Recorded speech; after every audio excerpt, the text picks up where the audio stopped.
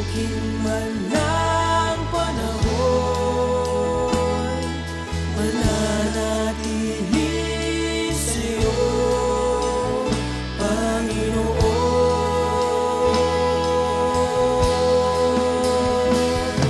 Walang alinlangang maglilingkod, walang pangambang sa'yo ay susunod.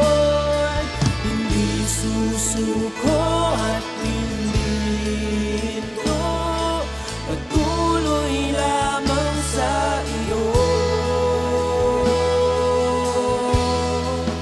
Panginoon.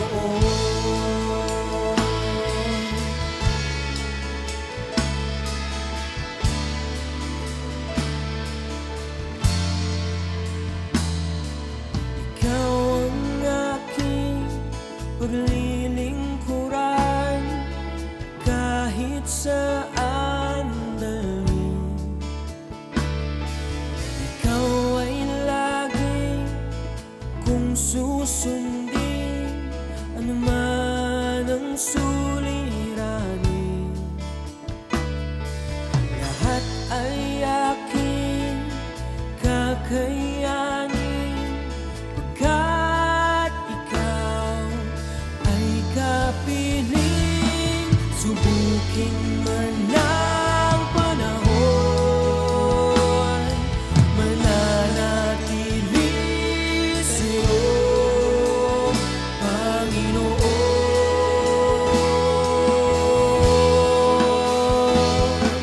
Walang alinlangang maglilingkod, walang pangambang sa'yo. Amen. Magandang gabi po sa ating lahat. Praise the Lord. Isang mapagpalang gabi na naman po ang ating pong pagsasama-samahan sa gabing ito. Ito po ang Tinig ng Pag-asa at ito po ang inyong lingkod, Pastor Gab Cruzada ng Jesus Be Lifted Up, Alaminos, Pangasinan. Nabubati po ng magandang araw sa mga kapastoran, mga kapatid sa pananampalataya na nasa maibayong bansa. Magandang gabi sa mga kapastoran po, mga kamanggagawa na narito naman po sa Pilipinas, no? Isang araw na naman na tayo po ay pinagpala ng Panginoon. Kaya sa gabi ito, sama-sama po tayong mag-aral at subaybayan po ng Panginoon ang ating po mga gagawin, at tunay nga na siya maita sa gawain ito, ano? Sa ating po pag-aaral ng serye, no? Nasa pang ilang linggo na po tayo, no? Halos matatapos na naman ang buwan ng Abril, no? Pero bago po yon, tayo po ay manalangin. O dakilang Diyos, sa pangalan ni Jesus, maraming salamat, Panginoon, sa biyaya mo sa amin. Sa buong araw na ito, Panginoon, na kami po ay pinagpala mo. At tunay nga po, Panginoon, ay hindi ka nagkulang sa amin. Lord, sa dalangin ko, Panginoon, Lord, sa gabing ito, patuloy mo kami samahan sa aming patuloy na pag-aaral ng iyong salita. Buksan mo ang aming mga puso't isipan, ang aming mga damdamin, Panginoon, pukawin mo nga po, Diyos, upang patuloy kaming makapakinig ng ayon sa iyong kalooban lamang. Salamat po, Panginoon. Itago mo po ako sa iyong likuran. Kalong po ang maitas, maparangalan sa aming kalagitnaan. Salamat po sa pangalan ni Jesus. Amen and amen. Praise the Lord. Amen. Sa mga nagdaang linggo, marami na po tayong narinig patungkol po sa serye ng ating pinag-uusapan, na kung saan ang title po ng ating pong tema, no, na pinag-aaralan natin or ating pong pinag-uusapan ay patungkol po doon sa sinabi po, no, ng banal na kasulatan sa aklat po ng Genesis chapter 4 verse 9. Amen. Na kung saan nakalagay doon na sinabi, no, ni Cain na, "Am I my brother's keeper?" No, dahil nga po tinanong siya roon ng ating Diyos, no, kung nasaan ang kanyang kapatid. Bagamat alam ng Diyos kung nasaan, no, nasaan naroroon ang kanyang kapatid, no, tinanong pa rin, no, si Cain to make it sure, no, kung ano yung kanyang magiging reaksyon. But prior to that, no, dahil nga po ang Panginoon ay nagbigay sa kanila ng isang gawain, no, ng paghahandog, at dito nga nasukat ng Panginoon ang kalooban ng magkapatid na ito. At dito nga, no, na alam na natin na ito pong si Cain ay pinatay ang kanyang kapatid na si Abel, at nang tinanong siya ng Panginoon, tinatanong sa kanya kung nasaan, no, yung kanyang kapatid. Ito ang sagot niya. Sabi niya, "Am I my brother's keeper?" Sabi niya, "Hindi ko alam. No, I don't know. Am I my brother's keeper?" So tonight mga kapatid, sa pagpapatuloy ng ating serye sa salitang ito, no, ng My Brother's Keeper, sama-sama po nating basahin ang nakasulat po sa aklat po ng Galatia o Galatian, kabanatang 6, mga talatang 1 hanggang 5. No? Basahin po natin ito. Ito po ang pagkakasabi ni Apostol Pablo sa aklat po ng Galatia 6:1 hanggang 5. Mga kapatid, kung may nakagawa ng kasalanan, kayong pinapatnubayan ng Espiritu ang magtuwid sa Kanya. Gawin ninyo iyon ng mahinahon at mag-ingat kayo. Baka kayo naman ang matukso. Magtulungan kayo sa pagdadala ng pasanin ng bawat isa. Sa gayong paraan ay matutupad ninyo ang utos ni Kristo. Dahil inaakala ninyong kayo'y nakahihigit sa iba, subalit hindi naman dinadaya nyo ang inyong sarili. Suriin ang bawat isa ang kanyang sarili, magalak siya kung mabuti ang kanyang ginagawa. Huwag na niyang yambing pa iyon sa gawa ng iba, sapagkat ang pananagutan ng bawat isa ay ayon sa kanyang sarili o sa kanyang sariling gawain. Amen. No? Mapapansin nyo dito mga kapatid, no, si Apostol Pablo po ay nagtutuwiran o nagsasalita po sa mga kapatiran. No? Sabi niya po dito, mga kapatid, kung mapapansin nyo po yung word. Okay? Nang sabi niya dito, kung may nakagawa ng kasalanan, sino daw po ang magtutuwid? No? Kayong mga pinapatnubayan ng Espiritu, no, ang magtutuwid sa Kanya. At ang pinapatnubayan ng Espiritu ay yung mga tunay, totoong Kristiyano tapat sa ating Panginoon. Ano po? No? Kaya kung sinasabi mong ikaw ay tunay at ikaw nga ay nakakaranas ng patnubay ng Espiritu, ikaw itong binabanggit dito ni Apostol Pablo. No? Kaya naman sa gabing ito, ang pag-uusapan po natin under rin po ng My Brother's Keeper. Ako ba ay tagapag-alaga o tagapag-tago or ano pa ang ibig niyong sabihin dyan ng aking kapatid? Okay? So, underline po nito, ang pag-uusapan po natin ay patungkol po sa pag-ibig ng isang kapatid o brotherly love. Okay? So, yun yung pag-uusapan natin. Diyan po tayo iikot ngayon sa gabing ito. Dahil nga po kung mapapansin natin, ano sinasabi dito ni Apostol Pablo, na tayo daw po ay magkaisa. Saan? Sabi sa verse 2, magtulungan kayo sa pagdadala ng pasanin ng bawat isa. Sa gayong paraan ay matutupad ninyo ang utos ni Kristo. Sa gayong paraan, tignan niyo po, sa gayong paraan, nagagawa mo na yung inuutos ng ating Panginoong Hesus. Okay? Ano ba yung inuutos niya? Ano sabi niya? Love your neighbor as you love yourself. Okay? Mahalin mo ang iyong kapwa katulad ng pagmamahal mo sa iyong sarili. No? Kaya naman, ito po yung pag-uusapan natin, yung brotherly love, yung pag-ibig na isang kapatid o yung phileo kind of love. Okay? So, paano ba natin? How can we show a brotherly love? Okay? Maliwanag po ito. How can we show? Paano ba natin ito ipapakita? Paano ba natin i-motivate ang isang tao na ipakita? No? Kasi kasama po yan eh. Habang pinapakita mo, minomotivate mo rin siya kung paano niya gagawin naman. In return, hindi sa'yo. Okay? Kasi ano yan eh, dapat yan, magiging continuous yan. No? Yung domino effect niyan, siya, minahal siya, gamahal din siya. So, parehas lang din po. Okay? Parang nagsiset ka rin ng example sa kanya na ganun din ang gagawin niya. How can we show a brotherly love? Okay? So, number 1, makita natin kung paano natin ipapakita, kung paano natin ipapahayag ang ating pong pag-ibig o yung isang klase ng pag-ibig na yung pag-ibig na bilang isang kapatid o brotherly love o sa iba po ang translation po yan phileo kind of love. Okay? Ano ba yan?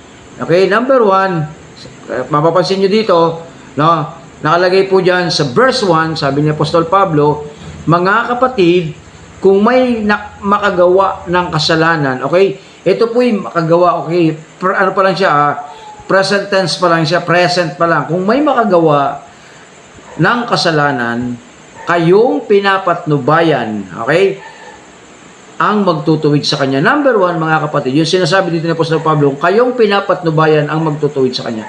Number 1 po, how can we show the brotherly love? Number 1, guide. Okay, number 1, guide. So, patnubayan mo siya, guide mo siya. Okay? So, tignan niyo po sabi niya, Gawin ninyo iyon ng mahinahon at mag-ingat kayo, baka kayo naman ang matukso. Okay. Now, tignan niyo po nito. Basahin po natin sa 1 Peter. 1 Peter chapter 4 verse 8 and 9. Tignan niyo ha. Unang Pedro, kabanatang 4, mga talatang 8 hanggang 9. Sabi dito, malapit na ang wakas ng lahat ng bagay, kaya't maging mapagtimpi kayo. Kung kanina po sinasabi ni Apostol Pablo na mag-ingat kayo, baka kayo naman. Okay? Sabi niya, maging mahinahon kayo at mag-ingat kayo, baka kayo naman na matukso. Sabi naman dito ni Peter, sabi niya, okay, kaya't maging mapagtimpi kayo, almost the same. Magkaiba lang po yung word, pero tignan niyo po yung ano niyan, yung patutunguhan po niyan, yung patutunguhan niyan, mapagtimpi kayo at panatilihing malinaw ang pag-iisip upang kayo'y makapanalangin. Higit sa lahat, magmahalan kayo ng tapat. Okay, tapat na pag-ibig. Pagmamahal. Sapagkat ng pagmamahal ay pumapawi ng maraming kasalanan. Huwag maging mabigat sa inyong loob ang pagtanggap sa inyong mga kapatid na sa inyong bahay bilang mabuting katiwala ng iba't ibang kaloob ng Diyos. Gamitin ninyo ang kakayang tinanggap ninyo sa ikapapakinabang ng lahat. Okay? Ano yung kakayanang tinanggap mo sa Panginoon para sa ikapapakinabang ng lahat? Ano po yon? Sabi dito ni Apostol Pablo, babalikan po natin, kayong pinapatnubayan ng Espiritu. Okay? So ano yung tinanggap mong kapakinabangan sa lahat? Yung Espiritu. Okay? Kaya sabi dito ni Peter, dito po sa 1 Peter, sabi, panatilihing malinaw ang inyong pag-iisip. So paano natin mapapanatili ang ating pag-iisip? Of course, syempre, lagi tayong naka-tune in doon sa salita ng Panginoon, naka-tune in tayo sa presence ng Panginoon, na-turn ang ating puso, okay? Na-tune ang ating puso, kasi kailangan po talagang eksakto tayo doon sa presensya ng Panginoon. Ang verse 8, sabi niya ganito, higit sa lahat magmahalan kayo ng tapat. Bakit daw po? Sapagkat ang pagmamahalan ay pumapawi ng maraming kasalanan. Kaya naman mga kapatid, sinabi ni Apostol Pablo sa atin doon, na tayo, kayong pinapatnubayan ng Espiritu, magtuwid sa Kanya. Dahil po ang pinapatnubayan ng Espiritu, mga kapatid, ay punong-puno po ng pagmamahal ang kanyang puso. Tandaan niyo po yan. Okay? Kaya tayo, yung mga pinapatnubayan ng Espiritu, ang sinasabi ni Apostol Pablo rito, para mai-impart natin yung laman ng puso natin, yung pag-ibig. Yung pag-ibig po ang mai-impart natin. That's why, sa ganung pamamaraan na paglapit natin sa kanila, magaguide na natin sila just because yung puso natin, tayong pinapatnubayan ng Espiritu. Remember, anong ginagawa ng Espiritu? Ang Espiritu ang magtuturo sa atin at magpapaalala. At yung tinuro ng Espiritu sa atin, pinaalala sa atin ng Espiritu, yun ang magagamit natin para siya ay mag-guide. Okay?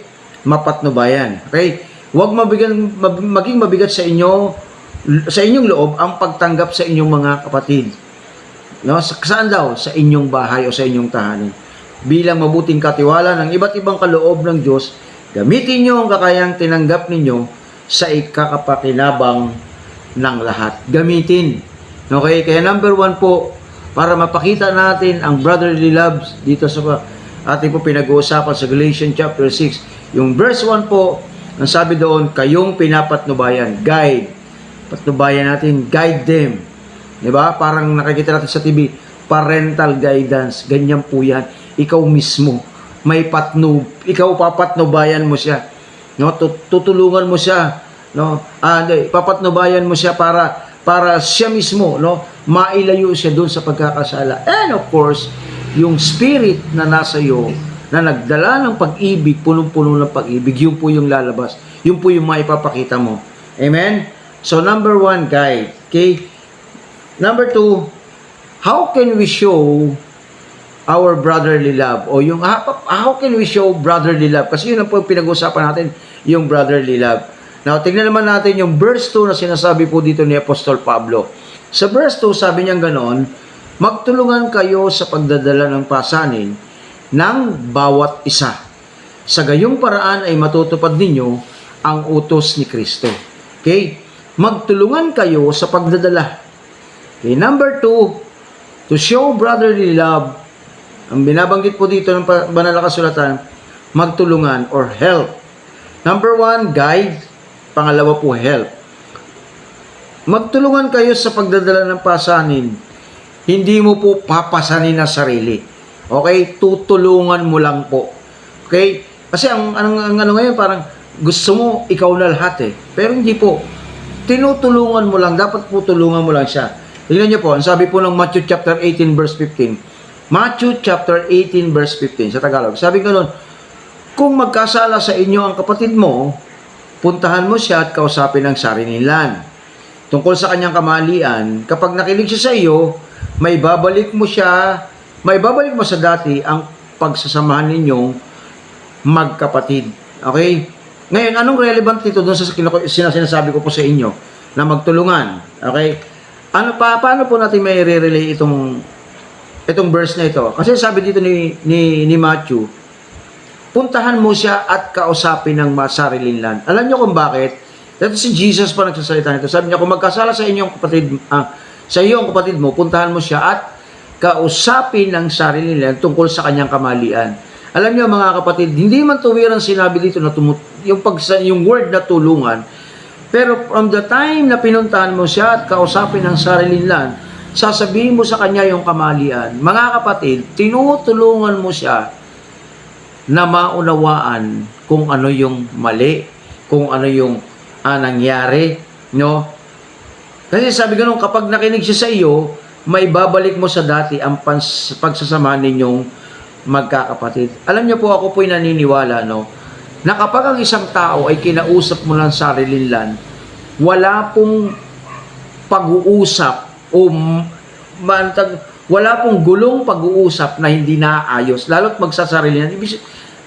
Heart to heart ba? Heart to heart yung usapan ninyo. Kayo lang ang mag-uusap. Amen? Kasi maliwanag na sinabi ito eh.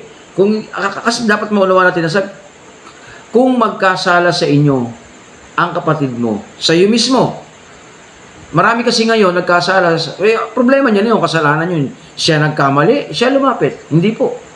Ano sabi ng Biblia? Perspective po kasi ng Panginoon, baligtad sa perspective ng mundo. Nakuha niya po. Sabi ko, puntahan mo siya at kausapin ng sarili niya. Tingnan niyo po kung magkasala sa iyo. Ang perspective ng mundo, pag nagkasala sa iyo, bahala siya sa buhay niya. Siya nagkamali, siya lumapit. Pero perspective po ng Panginoon, baligtad. Siya nagkamali, ikaw lumapit. Amen. So, ito kasi ngayon na mahirap eh. Kahit po mga Kristiyano, kahit po mga mananampalataya na, pag ganyang usapan po, medyo napapa-atras. Napapa-atras po, bakit? Lagi sinasabi, hindi pwede, dapat siya ang unang lumapit, siya first move. Sa akin naman wala na yun eh. Yung nga ganyang katwiran eh. Sa akin naman wala yun eh. Dapat mag-first move siya. No. Ang sabi dito, mga kapatid diba? Sabi ganoon, puntahan mo. Sino pa nagsalita nito? Ang ating Panginoong Hesus. Kung babalikan po natin yung sinasabi dito ni Apostol Pablo, yung verse 2, magtulungan kayo sa pagdadala ng pasanin ng bawat isa. Sa gayong paraan ay matutupad ninyo ang utos ni Kristo. Mga kapatid, pagdating dito sa puntahan mo siya at kausapin ng sarilinlan, at ang katwiran po natin hindi pwede dahil siya ang nagkasala sa akin o nagkamali sa akin. Friends, mga magulang, mga kapatid, ang nagsasalita po nito, Matthew chapter 18 verse 15 na ito, ay si Jesus.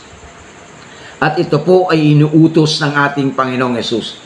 Kung babalikan po natin yung sinabi ni Apostol Pablo, pag ginawa daw nating tulungan ang ating kapatid sa pagdadala ng kanyang pasanin, anong sabi ganon? Sa gayong paraan ay matutupad nyo ang utos ni Kristo. Kaya naman mga kapatid, ito pong sinasabi ng verse 15 sa Matthew chapter 18 na ito mga kapatid, no?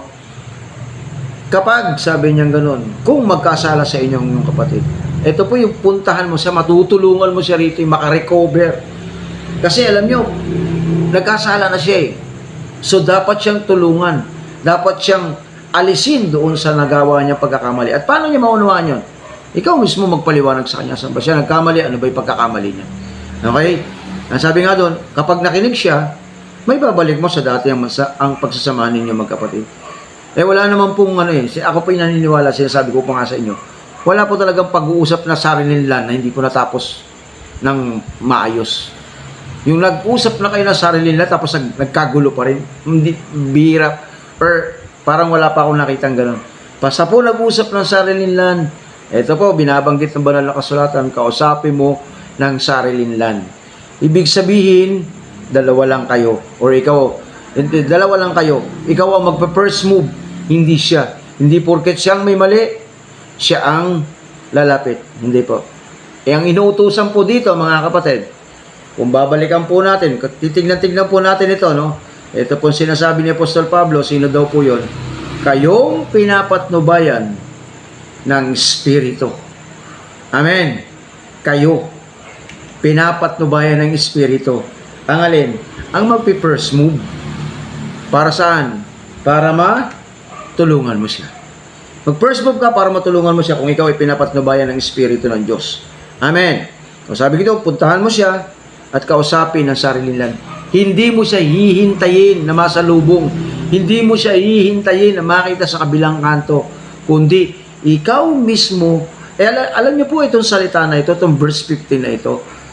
Pag pinag-aralan niyo maigi mga kapatid, ang tutunguhan po ng salita niyan, intentional. Kailangan po intentional ka dyan. Puntahan mo siya.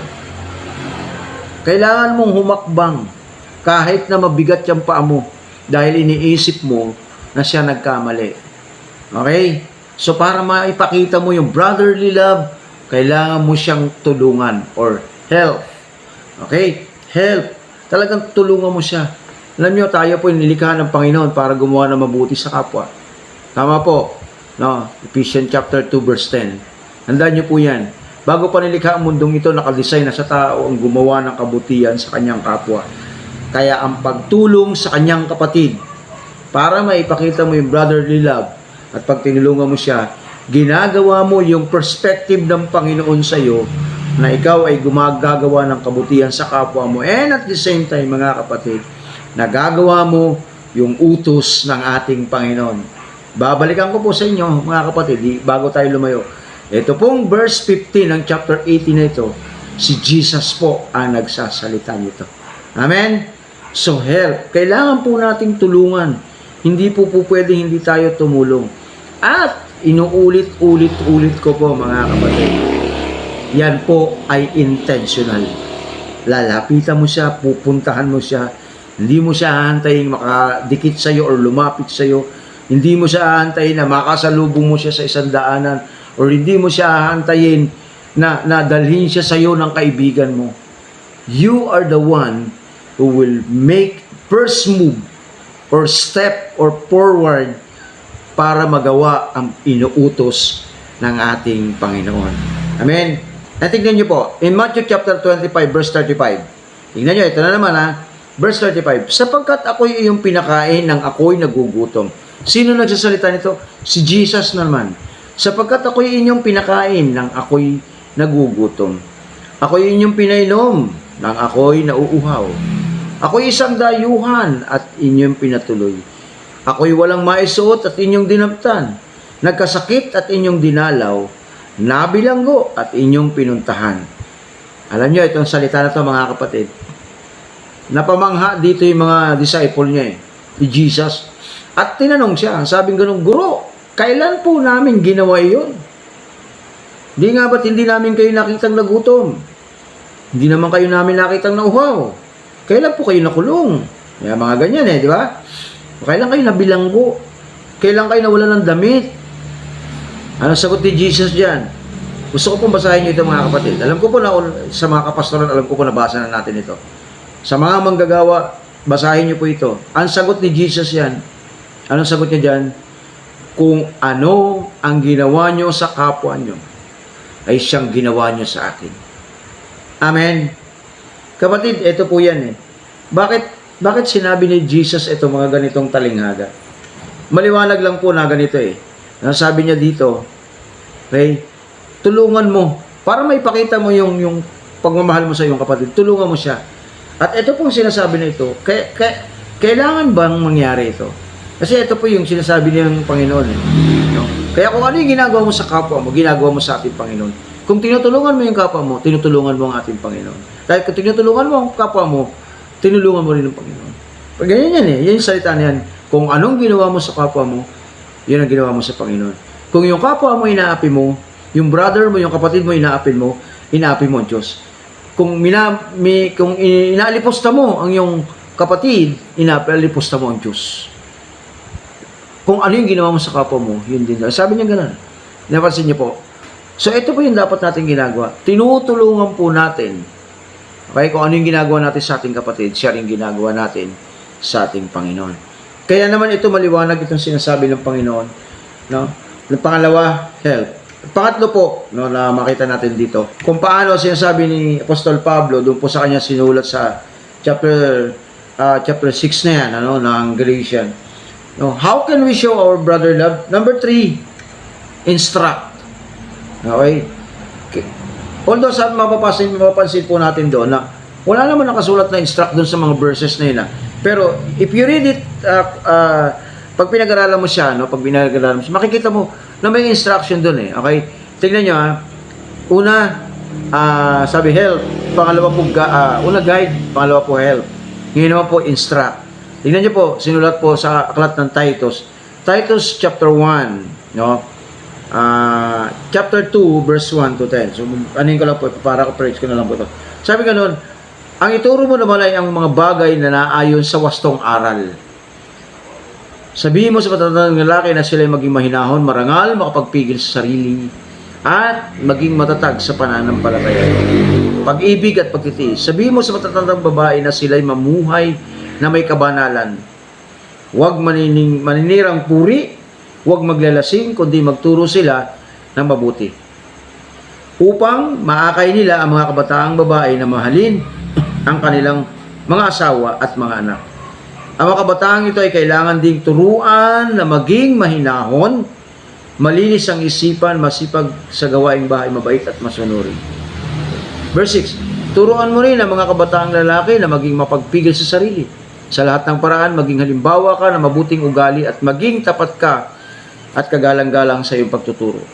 Rapat-dapat ng pananalita ang lagi mong gagamitin upang hindi mapintasan ni naman ang mga sinasabi mo, kaya't mapapaya ang ating mga kalaban sapagkat wala silang masasabing masama laban sa atin.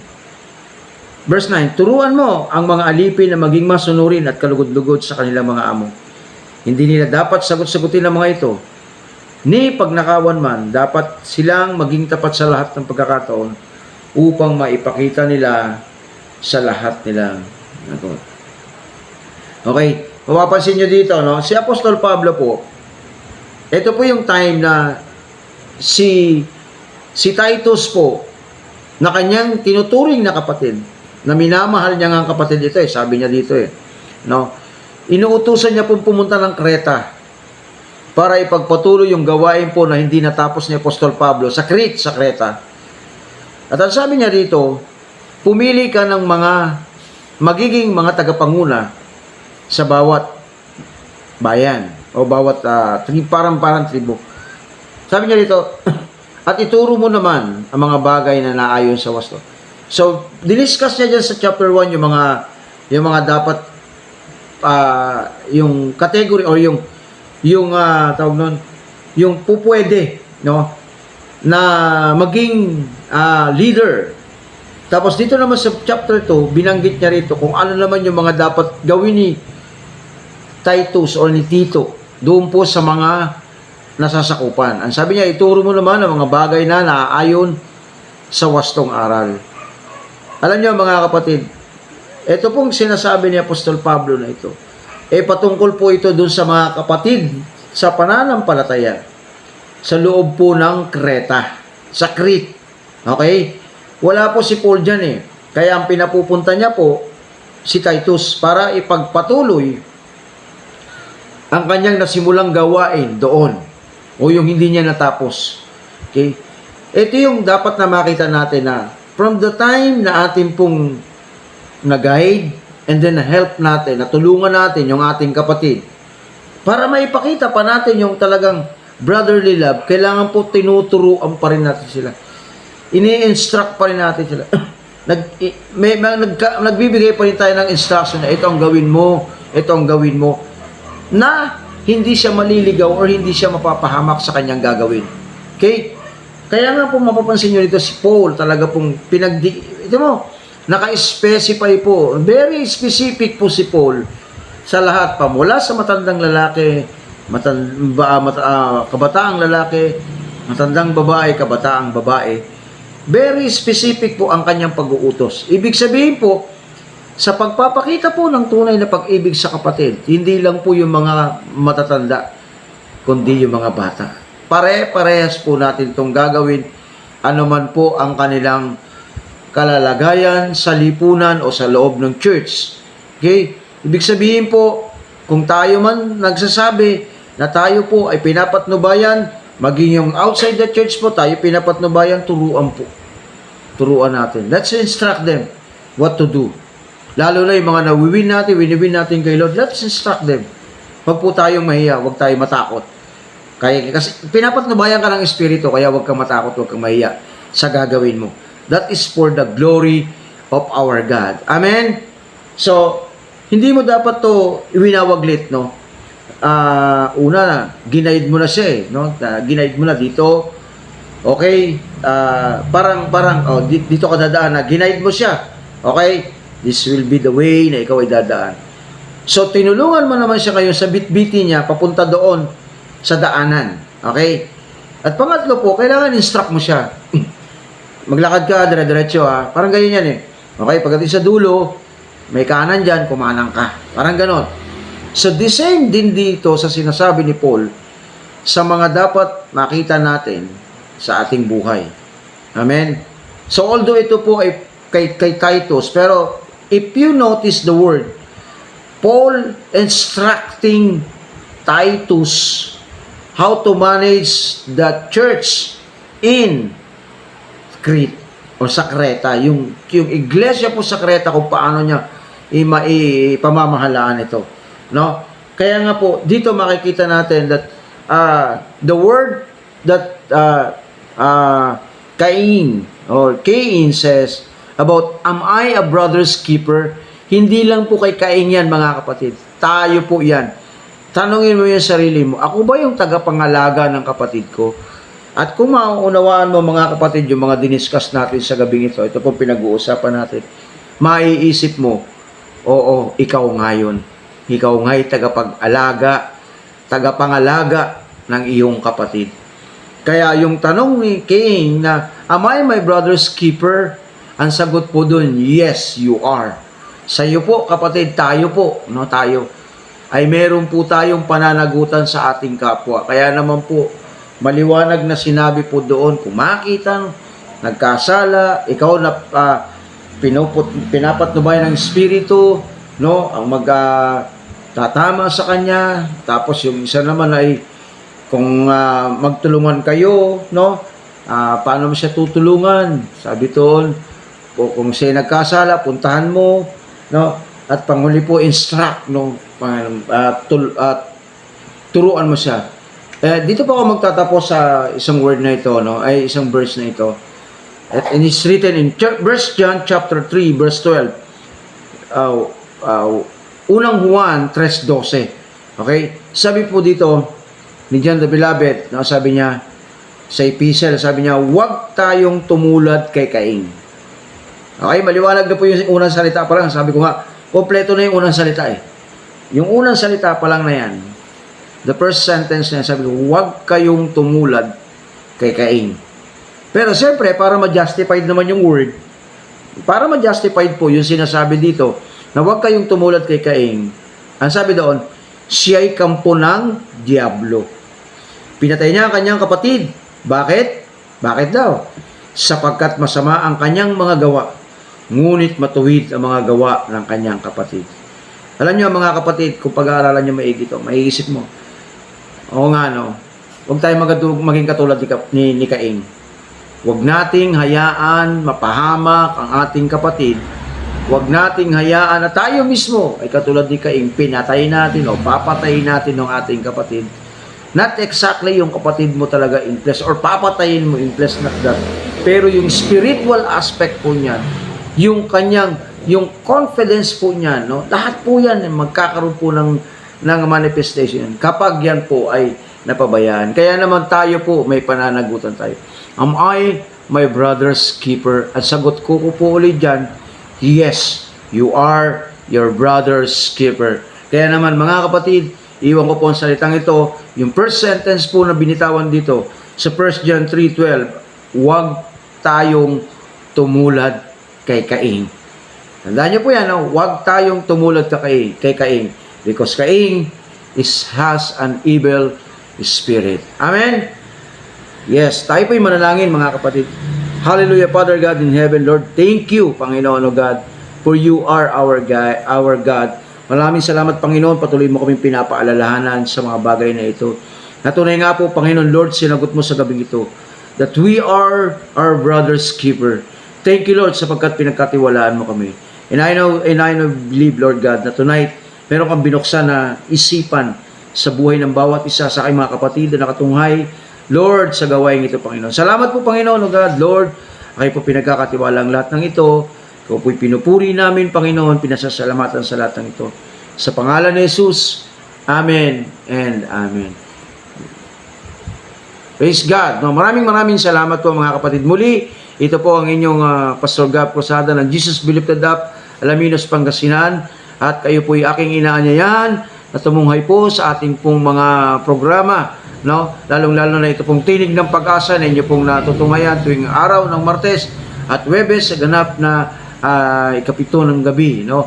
Kaya naman po mga kapatid, huwag niyo pong kakalimutan na tayo po ay sama-samang mag-aral, matuto sa salita ng Panginoon. Maraming salamat po at magandang gabi po sa ating lahat.